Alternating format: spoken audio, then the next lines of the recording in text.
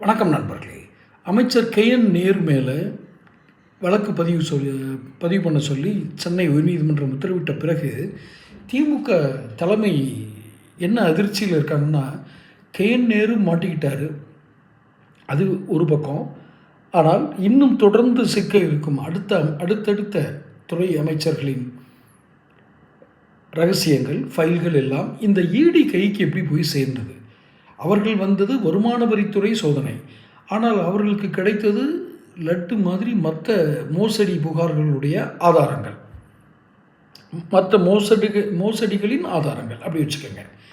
இப்படி ஒட்டுமொத்த ரகசியங்கள் அனைத்தும் ED கையில் கிடைத்தது. இப்போ ஒன்றும் நேரு மட்டும் மாட்டலை, ஒட்டுமொத்த ஊழல் அமைச்சர்கள் அத்தனை பேர் மாட்டியிருக்காங்க. யார் யார் அதில் ஈடுபட்டார்களோ, அரசியல் மன்னிக்கணும், IAS அதிகாரிகள், IPS அதிகாரிகள், பினாமிகள், புரோக்கராக செய்யப்பட்டவர்கள், தலைமை குடும்பத்தின் முக்கிய குடும்ப உறுப்பினர்கள் என்று எல்லோருடைய ரகசியங்களும் அவர்கள் கைக்கு எப்படி போனது?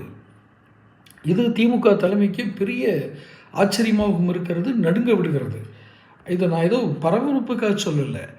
நிச்சயமாக இது ஒன்றுன்னா கோர்ட்டில் கொடுத்து கோர்ட்டையே இவங்க கோர்ட்டில் கொடுத்ததுனாலலாம் இவங்க ஒன்றும் கலக்க மாட்டாங்கன்றது பிஜேபிக்கு தெரியும். இவங்க அப்படி வெக்கப்படுற ஆட்கள் ஜென்மங்கள்லாம் கிடையாதுன்னு தெரியும் இந்த ஊழல் அமைச்சர்கள்லாம். அதனால் என்ன பண்ணுறாங்க, பொது வெளியில் வைக்கிறாங்க. ஐயா இப்படியெல்லாம் ஆதாரங்கள் கிடைச்சதுக்கப்புறமும், இந்த ஆதாரங்களை நீதிமன்றங்களை கொடுத்ததுக்கப்புறமும் இவங்க போய் அதை வாதாடி அது இல்லைன்னு தாமதப்படுத்துகிறாங்க அப்படிங்கிறது மக்களுக்கு தெரியப்படுத்தணும். முதல்ல நீதிமன்ற நடவடிக்கைகளுக்கு நாளாகும். அப்போ அது வரைக்கும் வெயிட் பண்ண வேணாம் அப்படின்னு ஒரு முடிவுக்கு வந்துட்டாங்க. ஆனால் திமுக தலைமைக்கு இருக்கிற ஒரே சந்தேகம், ஒரே அதிர்ச்சி, இது எல்லாம் எப்படி கிடைத்தது? ED கை கிடைக்கிறதுக்கு காரணம் என்ன? ஏற்கனவே நம்ம சேனலில் போட்டிருந்தோம். ரமணா பட பாணியில் அத்தனை ரகசியங்களும் சேகரிக்கப்படுகின்றன. திமுக தூங்கிக்கிட்டே இருக்கும்.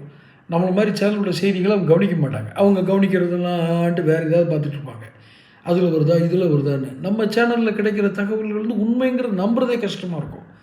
ரமணா பட பாணியில் தான் இவர்கள் ரகசியங்கள் எல்லாம் EDக்கு போய் கிடைச்சது. அது எப்படி அந்த கட்டமைப்பு உருவாக்கப்பட்டது? எப்படி விலை போனார்கள்? எதை வைத்து இந்த குறி வைத்து அடித்ததெல்லாம் எதை வைத்து சாதிக்க முடிந்தது? இதுதான் தொடர்ந்து எழுப்பப்படும் கேள்விகள். ஸ்டாலினுக்கே இன்னும் விடை தெரியாத கேள்விகள் இவைகள் தான். இந்த கேள்விகள் ஒரு பக்கம் பயமுறுத்தி கொண்டிருக்கிறது, இன்னொரு பக்கம் கூட்டணி கட்சிகளுடைய நெருக்கடி மிக அதிகமாக நெருங்கி வருகிறது. சீட்டு கேட்டு அதை கேட்டு இதை கேட்டு போட்டு நெருக்கடி. இப்போ அவர் நீதிமன்றங்களுக்கு இவங்களெல்லாம் அனுப்பாமல் பாதுகாக்கிறதா, சீட்டு பங்கீடு பண்ணுறதா? தொடர்ந்து பேசுவோம். சேனல் சப்ஸ்கிரைப் பண்ணிக்கோங்க.